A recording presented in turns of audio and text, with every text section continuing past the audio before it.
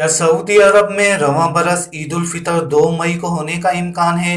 اس بارے میں سعودی عرب کی موسمیاتی کمیٹی کے بانی اور سربراہ ڈاکٹر عبداللہ المسد نے ٹویٹر پر جاری بیان میں کہا کہ رواں برس عید الفطر کب ہوگی؟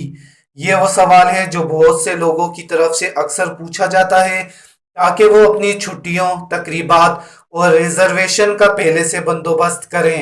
انہوں نے اپنے سوال کا خود ہی جواب دیتے ہوئے کہا کہ رواں برس الحمدللہ رمضان کا مہینہ 30 دن کا ہوگا اور عید الفطر 2 مئی بروز پیر کو ہوگی، باقی خدا ہی بہتر جانتا ہے۔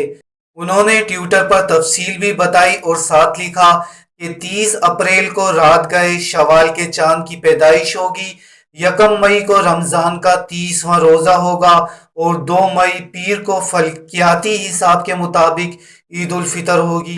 ناظرین، آپ کو اپڈیٹ کریں کہ سعودی عرب کی موسمیاتی کمیٹی کے بانی اور سربراہ ڈاکٹر عبداللہ المسد نے ٹویٹر پر رمضان کا مہینہ 30 دن کا ہوگا اور عید الفطر 2 مئی بروز پیر کو ہوگی، باقی خدا ہی بہتر جانتا ہے۔